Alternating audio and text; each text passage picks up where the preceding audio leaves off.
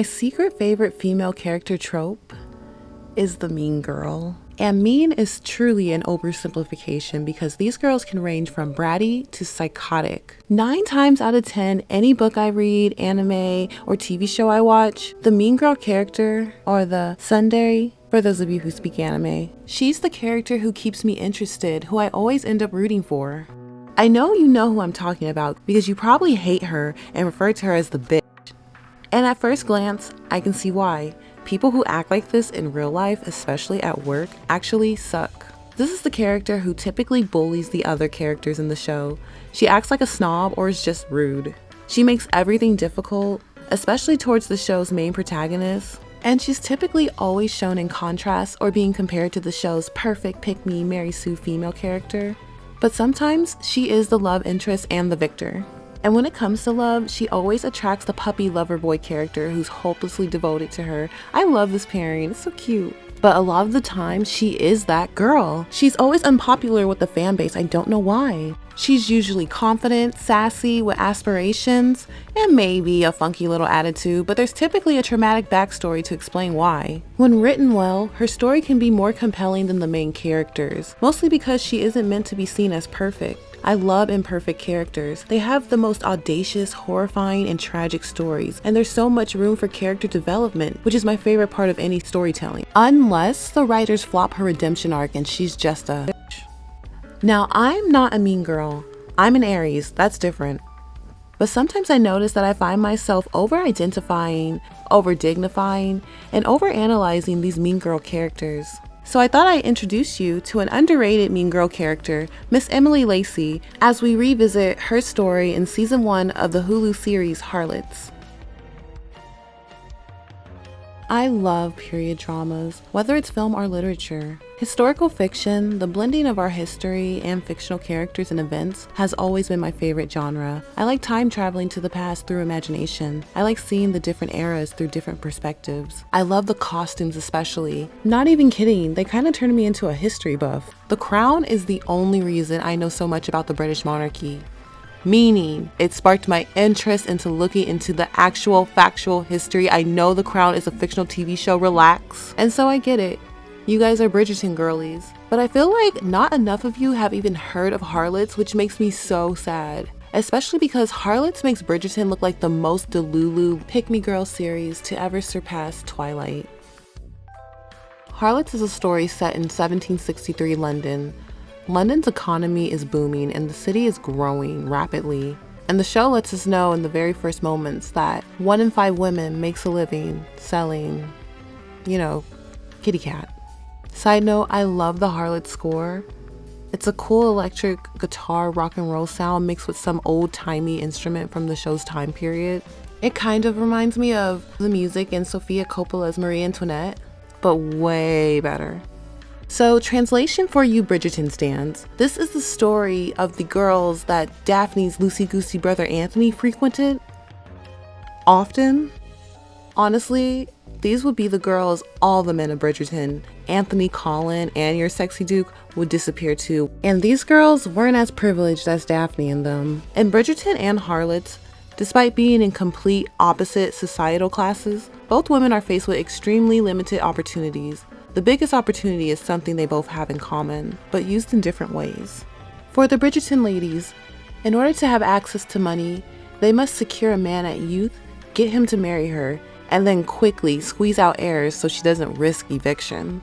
If women didn't participate in marriage, they were somewhat ostracized and pretty much forced to remain at their parents' house as their Spencer caretaker forevermore. And this series heavily romanticizes marriage of this time period, because realistically, Daphne, Kate, and them were more likely to be married to the fathers of the men they married in the show, not these young, handsome guys.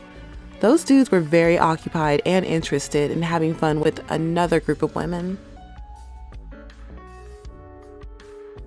One of the few ways for women, particularly women born into poverty, had access to money was through her patrons. For the Harlots, they must use their youth, spicy appeal, and body to entertain their male clients, who in turn pay them for their time, company, and spicy services. Although it is a fast way to earn money, this job is so risky and dangerous, which is really sad because at the core of it are women who lack support and protection, just trying to meet the basic needs of life and escape poverty. And women were quite literally born into this, a consequence of the very same service that runs their life now. The longevity of this occupation is unrealistic and equally lethally risky. They risk being imprisoned, since spicy service is illegal. They risk disease or harm from their many patrons. They risk being pregnant by their patrons and continuing another generation of struggle. Like our reality, despite men being the biggest demand of the service, they simultaneously use it to exploit, punish, and hurt women. The very men who indulge in harlots will just as quickly use his power to take away her freedom or her life. The clientele range in variety as well. Some are just greedy men who want women attention, and others are people in high places. They're barons, judges, princes, and hold powerful positions, and the majority of them lack discipline, desire overpowering others, and are violent, cruel, and just messed up in the head. Harlots is the dramatic and brutal story of the desired courtesans of London and their entanglement in a war between ruthless, backstabbing rival madams, whom in their fight for financial gain will sacrifice these women for their livelihood. Unfortunately, it was canceled for no good reason at all that I could find after only 3 seasons. Season 3 wrapped everything up as nicely as possible, but it still left possibility for so much more. If you haven't checked out this series, I totally recommend it. The cast is outstanding. Just know that, unlike Bridgerton, Harlots is a heavy watch. The plot is comprised of murder, betrayal, kidnapping, revenge, arson, debauchery, violence, and just so many traumatic moments. The stakes are very high and the show pulls no punches. But this is a very thrilling watch. Before we zone in on Emily Lacy, I want to introduce you to some of the characters around her. And in season 1, the plot takes place at the center of the conflict between 2 prominent competing brothels. Mrs. Wells is the main protagonist of the series and the madame of a middle-class brothel in Covent Gardens. She is ambitious, stubborn, ruthless, smart, and boisterously funny. But most importantly, she's a businesswoman and a mother. Mrs. Wells has a lot of pride and big plans for her family and business, and the main goal is to make sure they are financially secure. Despite being on the shadier side of town, Mrs. Wells and her girls capture and hold the attention of several high-status patrons, making her house very successful and steep competition. Her girls shine for their uniqueness and variety. They seem free-spirited, relaxed, and more natural compared to other harlots. The girls at Mrs. Wells' house earn a decent wage. They are similar to Mrs. Wells, they are big in personality, and I see that being reflected in their style of loose, casual hair and dressed in a kaleidoscope of bright colors. Mrs. Wells seems like she does care about her girls as tenants, and she is a good role model to them, but once they leave the house, they're on their own. Mrs. Wells' girls are introduced through Harris's List, which is where the TV show itself was created from. Harris's List of Covent Garden Ladies is a real-life book made up of the archives of a catalog and annual reviews of the spicy workers in London. Kind of like Lady Whistledown in Bridgerton, but spicy. In episode 1 of season 1, Lucy brings home Harris's List and reads to each of the girls their entries. Here's yours, Fanny. Miss Fanny Lambert. The very thing in winter for those who love a fat, jolly girl. A fine, bouncing, crummy wench. Fanny gets pregnant by one of her patrons and keeps the baby, which goes against house rules, unfortunately. I did like where her story ended. And not a missing summer, barring perspiration. Does it say I stink? Spire doesn't mean stink. Yeah, it does. Here's Kitty's. I've read mine already. Unappealing. Appalling. Read mine. No, Emily, wait your turn. Kitty. Poor Kitty Carter. I won't spoil her story, but she has a daughter who lives with her sister. Kitty works for Mrs. Wells so she can send money back to her sister to take care of her child. Kitty seems the most mature out of the girls. Meet your sisters. Miss Charlotte Wells. Her extravagance would scatter the fortune of any but the most ambitious keeper, but her eyes dart delight. Her bosom enchants to rapture, and her wit makes her the very meteor of the hour. Charlotte is Mrs. Wells' eldest daughter. Charlotte is beautiful, fun, and charismatic. She is the it girl of the courtesans. She is considered successful because her maidenhood bought her mom a house, and she has a keeper. A keeper is the old-timey word for sugar daddy. He gives her a place to live, gives her an allowance, buys her clothes, pays her gambling debts, and of course, holds it all over her head to control her entire life.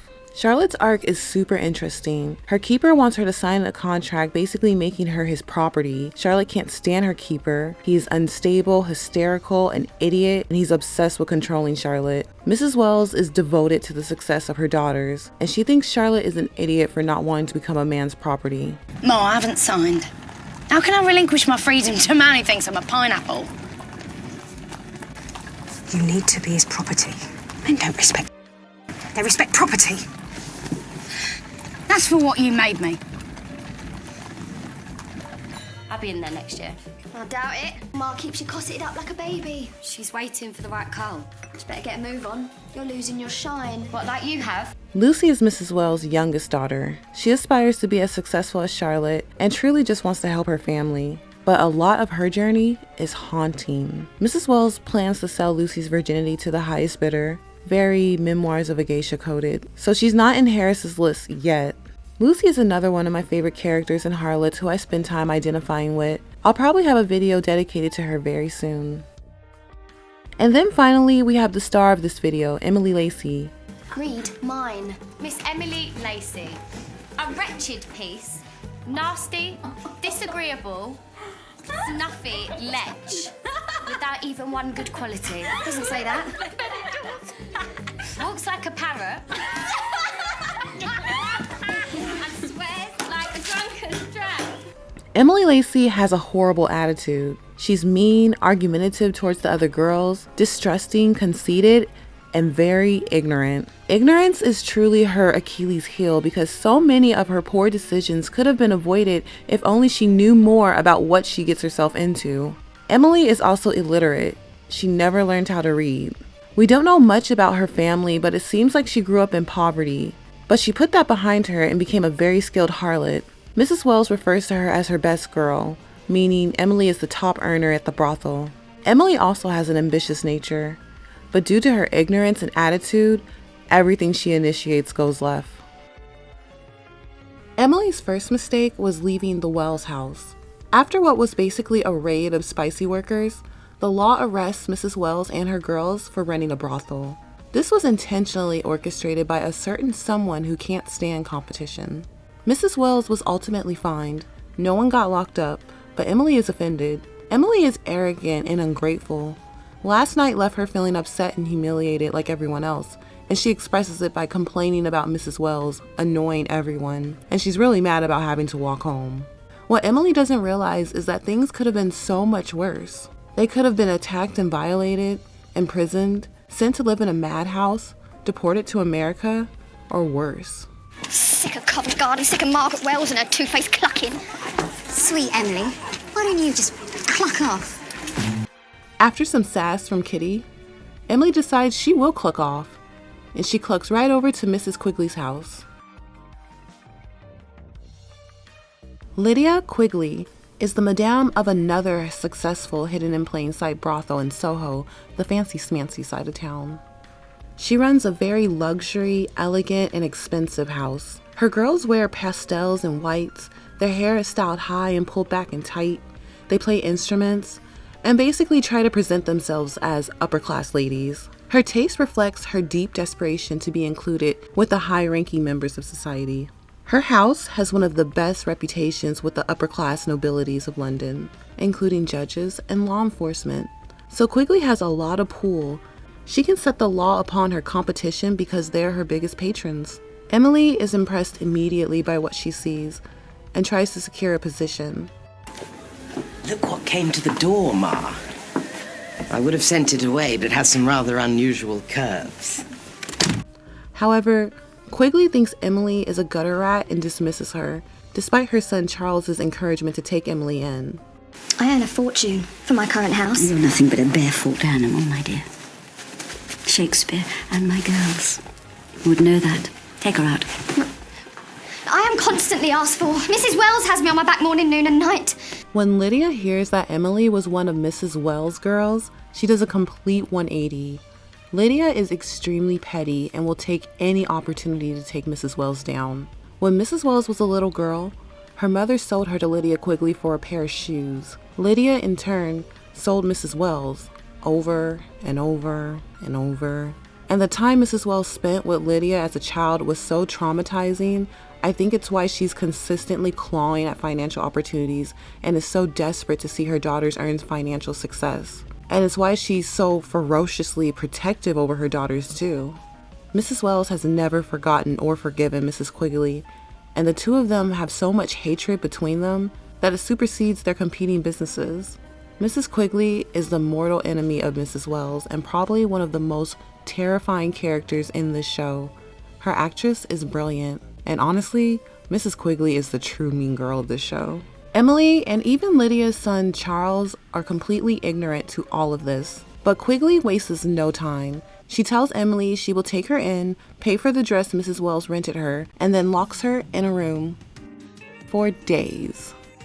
After realizing she made the biggest mistake of her life, walked right in and surrendered herself to a kidnapper, a terrified Emily is visited by Lydia's son Charles. Emily threatens to expose them, but the Quigleys have so much pull, especially with the law, they know that no one will take a harlot's word over theirs.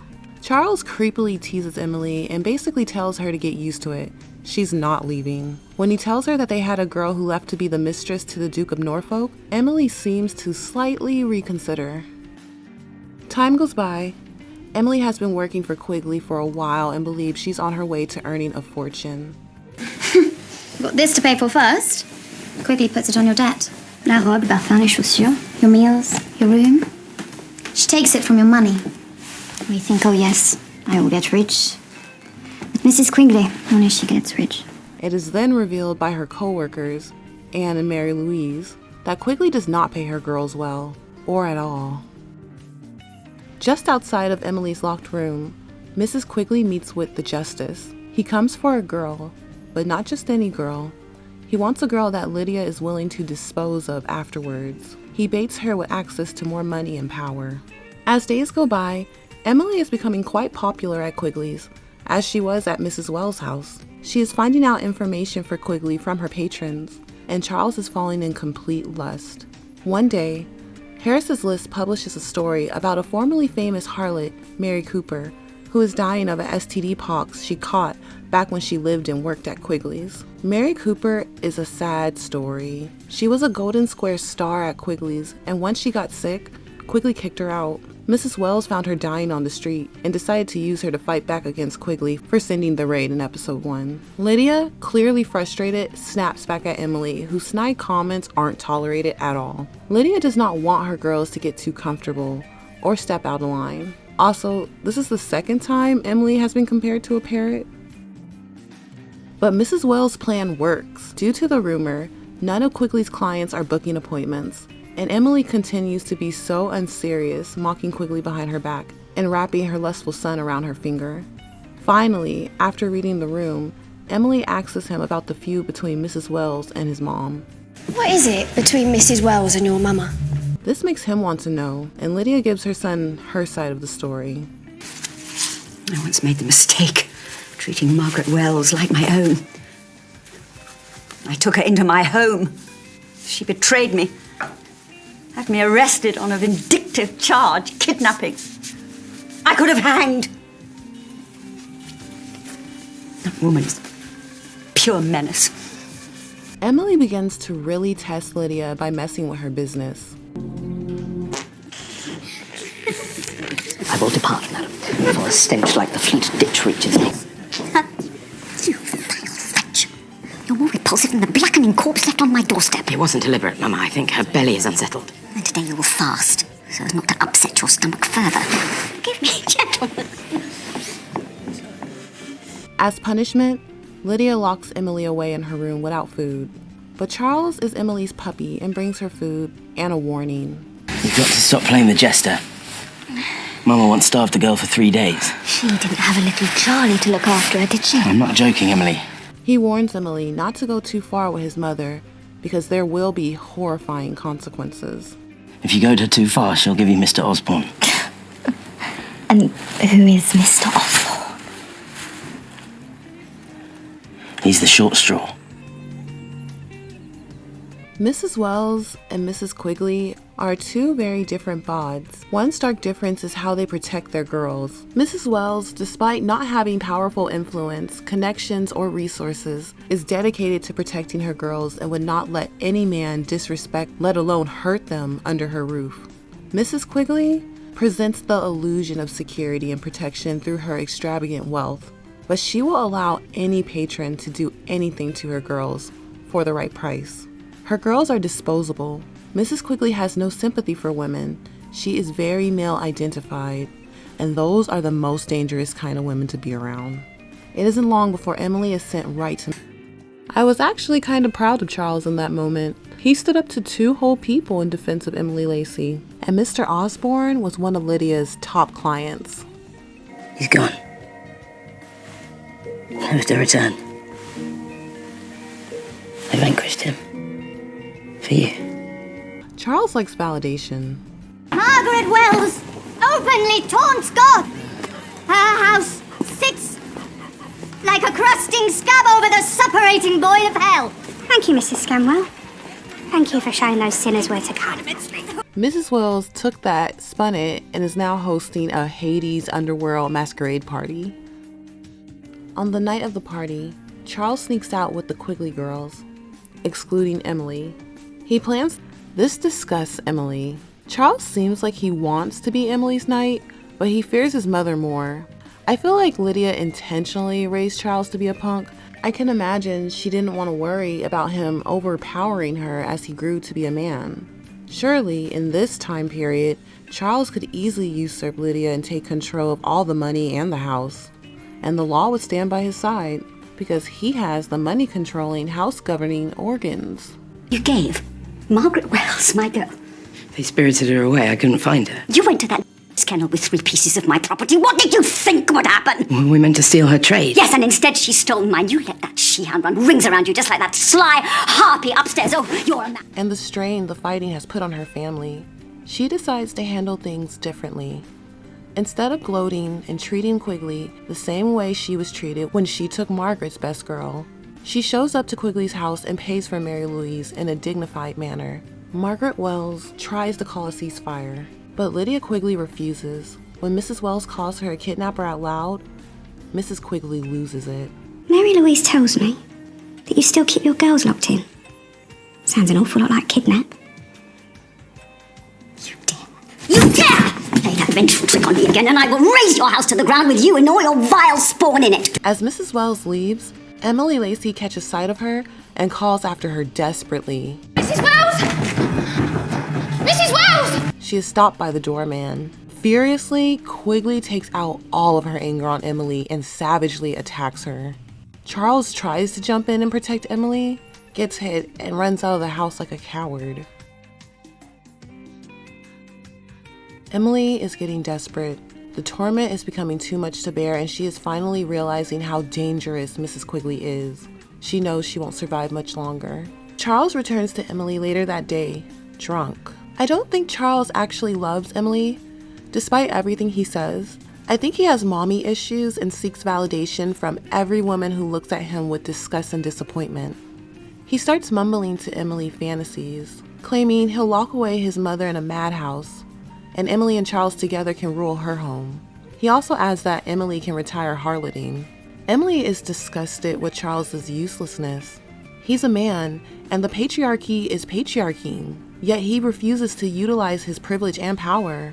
Emily is ambitious, but it's ruined by her pride and ignorance, and always resorts in a form of self-sabotage. Then Emily notices a chance to escape.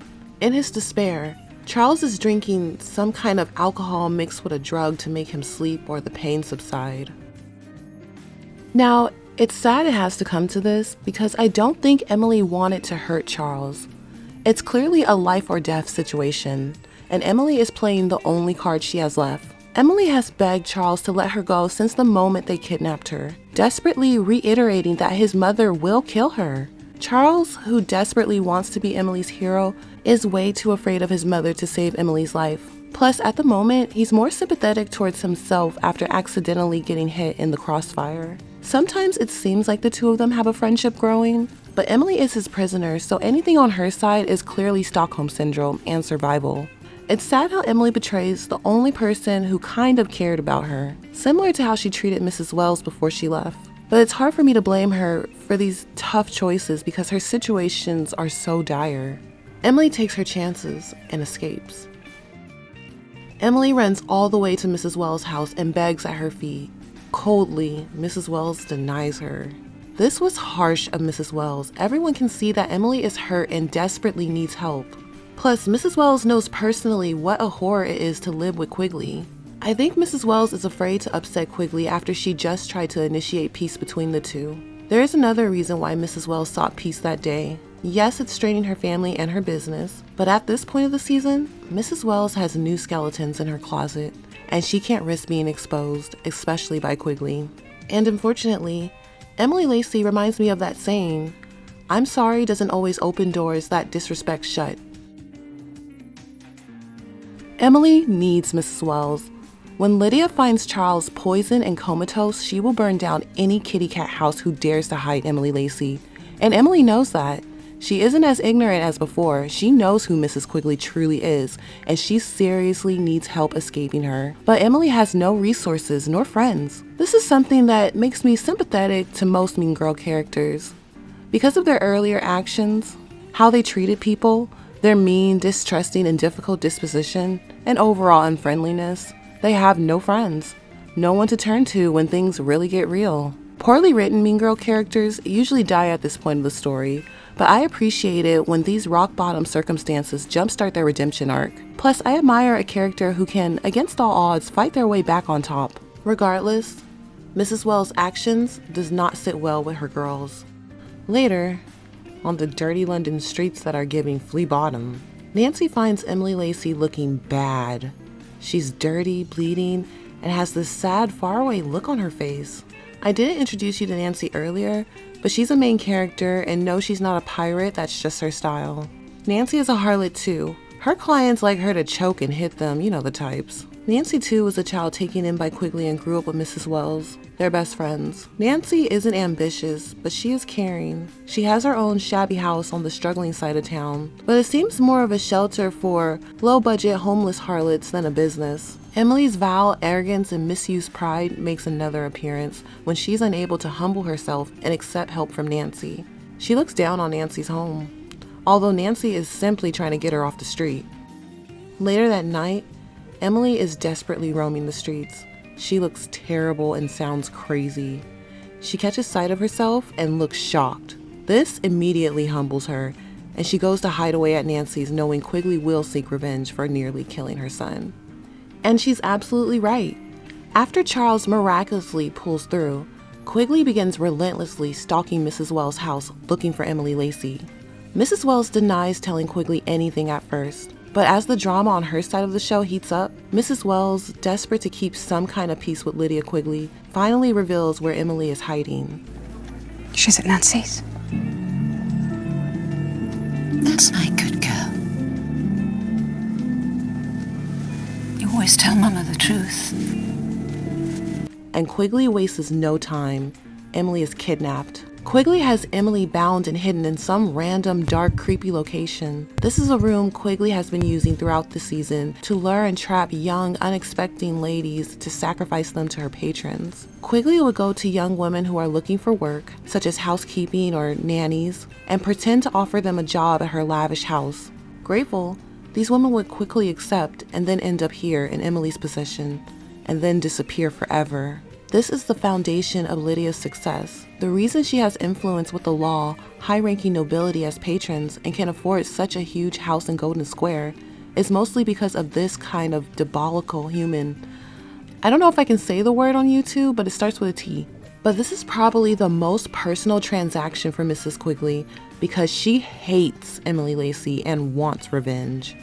Luckily for Emily, Nancy, being a survivor of the Quigley house, acts as Emily's guardian angel and really sticks out her neck for her. Nancy goes to Quigley's house and reveals to Charles who his mother really is.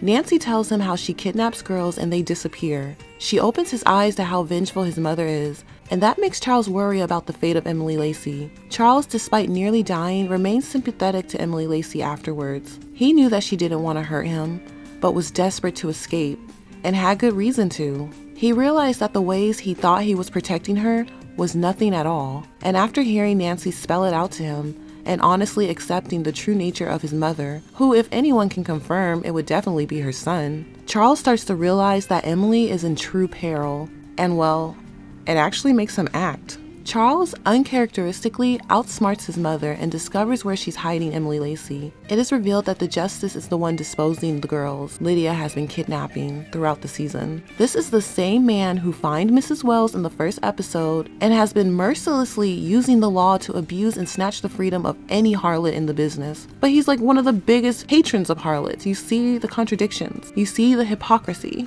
Charles tricks him into leaving, pretending he is working with his mother, and then frees Emily. Nancy, who has been trailing him trail Lydia, mistakes him for the kidnapper and beats him up. Then the girls both scream-splain to Charles about the demonic behavior of his mother until he gets the picture. Back at Nancy's, Emily in her own way expresses relief from being saved. She complains. She is frustrated that there's nothing she can do to hold Quigley accountable for kidnapping and torturing her because the law are her clients, and Emily, being a woman, a harlot, and poor, truly has no voice. No one cares. Then Emily's ambition actually points her in the right direction for once, and she begins to think of a plan to extort Lydia Quigley. Emily faces Quigley head on and demands that Lydia pay her out lavishly, or else she will go to the law. This is wonderful. My two favourite ladies. What's the matter, Mrs. Q? Is it the powder? Have you seen a ghost?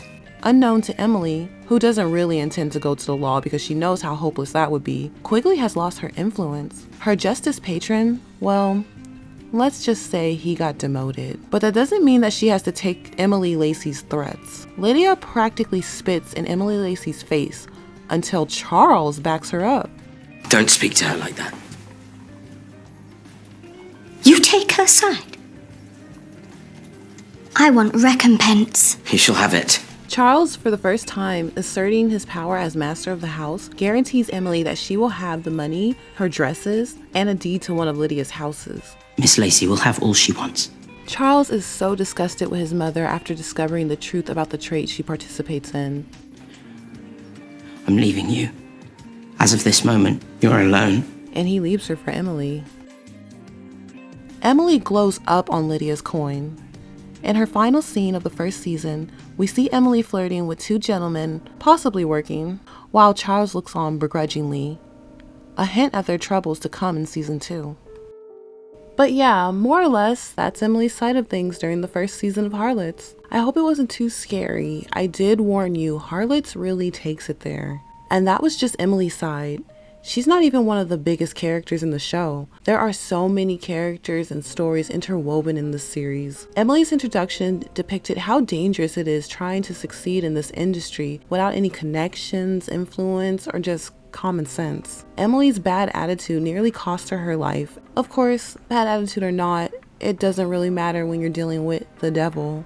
Emily Lacy was definitely a mean girl, but she was completely outranked by Lydia Quigley, who is truly the show's villainess. Lydia's story takes a very interesting turn in both seasons that follow. Charles displayed the most character development in the first season, which is interesting considering seasons 2 and 3. In the next season, he and Emily do try to take over Lydia's house as a couple, but I don't want to spoil anymore because this is a great series that deserves a watch. If you've heard of Harlots, I'd love to hear your thoughts on the series.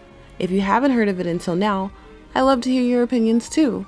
Thank you guys so much for watching. I'll see you in the next video. Bye!